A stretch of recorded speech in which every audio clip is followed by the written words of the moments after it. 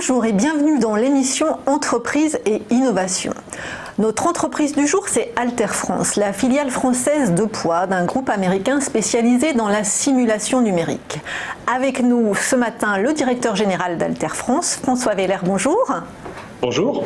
Alors présentez-nous brièvement le groupe Alter, fondé il y a 35 ans et coté au Nasdaq, et expliquez-nous peut-être ce qu'est la simulation numérique. Oui, bien sûr.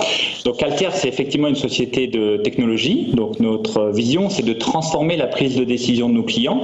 Et pour ça, on s'appuie sur 3 domaines de logiciels. Donc la simulation numérique, comme vous l'avez dit, donc la simulation des phénomènes physiques, le calcul intensif et l'analyse de données.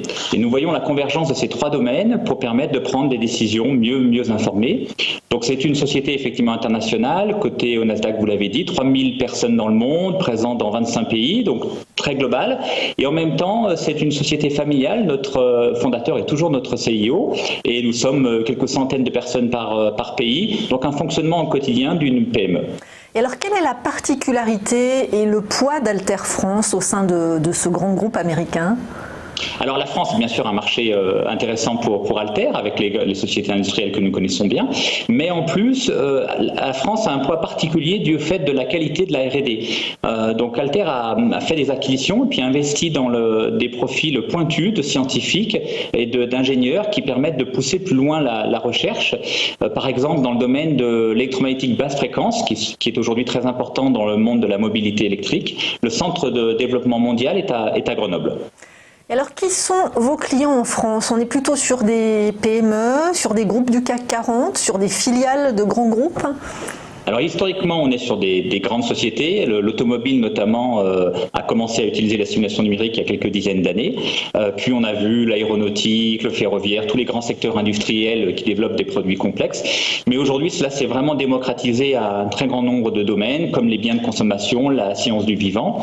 Et puis du grand groupe, on est passé progressivement à la PME grâce à des accès plus faciles aux outils. Ce sont aujourd'hui des outils moins chers, plus faciles d'accès et qui permettent d'être donc déployés dans un grand nombre d'entreprises, y compris des entreprises de quelques centaines de personnes ou de dizaines de personnes si ce sont par exemple des bureaux d'études. Alors là, on voit à l'écran un nombre impressionnant de noms de sociétés, mais concrètement, que leur apportez-vous comme solution ? Est-ce que vous pouvez nous citer 2-3 exemples pratiques ?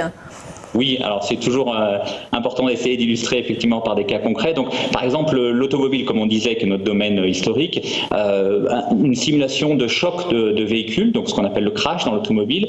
Donc, bien dimensionner le véhicule pour qu'il puisse emmagasiner de l'énergie de déformation, parce que contrairement à ce qu'on pourrait croire, il ne faut pas que la voiture soit le plus raide possible, parce que ce serait très mauvais pour les occupants.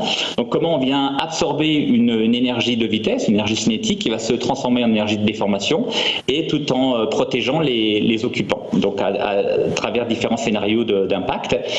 Un autre exemple dans l'aéronautique où on est plus dans la simulation électromagnétique par exemple, comment on va venir placer des antennes et des radars pour assurer des bonnes communications. Et puis comme on le voit à l'écran, un exemple dans le médical avec cette pompe d'injection d'insuline où on a pu développer à la fois le mécanisme lui-même d'injection et puis s'assurer de l'intégrité de l'appareil, puisque dans les biens de personnes, il y a toujours des problèmes de mauvaise utilisation, donc de torsion, de chute. S'assurer qu'on a un produit résistant tout en étant léger et pratique à utiliser. Oui, alors une gamme en tout cas qui est très large. Alors évidemment, vous venez de parler du médical, il est difficile de ne pas parler de la période que nous venons de vivre. Est-ce que vous pouvez nous dire un mot sur la manière dont Alter France a géré la crise avec ses employés, mais également avec ses clients ? Alors, étant dans le numérique, le télétravail et l'autonomie sont des choses qui étaient bien ancrées chez nous, donc il n'y a pas eu de difficulté technique finalement à basculer en télétravail. Mais bien évidemment, le confinement a beaucoup joué sur l'isolement, donc on a fait très attention à ce que les gens restent connectés. On est dans une culture d'échange forte, et particulièrement pour les gens qui sont très isolés, qui sont célibataires, les stagiaires, on a fait très attention à ces gens-là. Donc on a organisé des cafés virtuels, un certain nombre d'événements, des concours de cuisine, machines, de photos, des choses pour essayer de conserver ce qu'on retrouve au quotidien dans l'entreprise, qui sont très importants pour que les gens se sentent bien et continuent à innover. Et puis par rapport à nos clients, qui eux n'avaient pas forcément la même capacité à s'adapter au télétravail, on a vraiment essayé de jouer la main tendue au maximum. Donc on leur a prêté des licences gratuitement, on leur a mis à disposition des applications sur nos serveurs, de façon à ce qu'ils puissent continuer à travailler. On a assuré un support technique, les formations, l'accompagnement, vraiment au même niveau qu'auparavant, pour leur permettre de passer cette phase qu'on sait difficile pour eux. Et alors la reprise du travail vous a donné l'idée de développer une application Covid-19. Expliquez-nous un petit peu de quoi il s'agit. Oui, alors effectivement, quand on a programmé la réouverture des bureaux courant avril et puis en mai et puis en juin, on a contacté la médecine du travail et bien évidemment il y a encore beaucoup de questions ouvertes, il y a beaucoup d'inconnus dans ce virus. Donc sans prétention, mais avec méthode, on a essayé d'adapter les technologies à notre propre problématique. Donc on a modélisé notre bureau parisien et puis on a simulé la diffusion du virus avec quelqu'un qui est infecté, qui se promène dans les bureaux, avec différents scénarios. Donc encore une fois, il y a énormément d'inconnus aujourd'hui, donc on n'a pas la prétention d'avoir quelque chose qui est très fin en termes de prévision d'infection. Mais par contre, comme au démarrage de la simulation numérique il y a quelques dizaines d'années, on peut tout à fait raisonner en relatif, comparer des scénarios entre eux. Et donc là, on a pu regarder qu'est-ce qui se passe si les fenêtres sont ouvertes ou fermées, si les bureaux sont ouverts ou fermés, si la climatisation est en route ou pas, si les gens sont certes espacés mais plutôt proches de la zone de circulation ou loin de la zone de circulation, etc. pour permettre aussi d'identifier dans le bureau les zones qui sont finalement plus problématiques et où il ne faut pas se poser. Et alors où est-ce qu'il ne faut pas se poser quand le virus est dans le coin? Non mais c'est important ça. Non, c'est important. Près des portes, près des fenêtres, sous la clim? Clairement, l'ouverture des fenêtres est très importante pour la diffusion de virus, donc ça permet de diluer beaucoup, ça c'est vraiment un enseignement. Alors malheureusement, quand on est dans un environnement pollué, il y a d'autres problèmes par ailleurs, mais en tout cas pour le risque immédiat, c'est important. Et puis effectivement, un bureau fermé, mine de rien, protège bien. Et si la personne est infectée, bien sûr, avec une personne par bureau, ça contient aussi son virus. Alors, donc aujourd'hui, on en est au début et j'en profite peut-être s'il y a des gens qui veulent nous aider à travailler sur ce modèle-là, ce serait important qu'on arrive à améliorer sa prévision et sa précision. Il vous faudrait un partenaire pour co-développer plus en avant le modèle, oui, c'est ça? Effectivement, on approche aujourd'hui des médecins, des spécialistes d'épidémiologie pour pouvoir améliorer cela. Oui. Alors d'un point de vue économique, quelles sont les conséquences de cette crise pour l'entreprise et vous l'avez un peu évoqué, pour vos clients? Est-ce que la reprise se fait doucement? Est-ce que vous êtes inquiet pour la suite? Alors, les conséquences sont concrètes et bien sûr, la crise a été brutale. On avait surtout vu un arrêt avec notamment l'activité partielle et le confinement. Donc, nos clients ont été indisponibles tout simplement.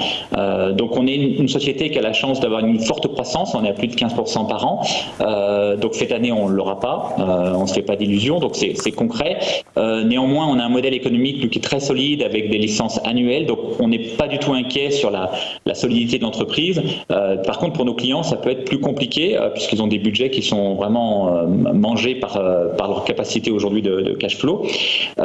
Du coup, on les accompagne, mais on voit en même temps le besoin de transformation numérique. Donc, dans des secteurs ou dans des services où étaient plus hésitants à appliquer ces technologies-là par rapport à du test physique, nécessité fait loi. Il y a besoin aujourd'hui d'accélérer la transformation numérique. Donc, on voit en même temps des opportunités qui apparaissent.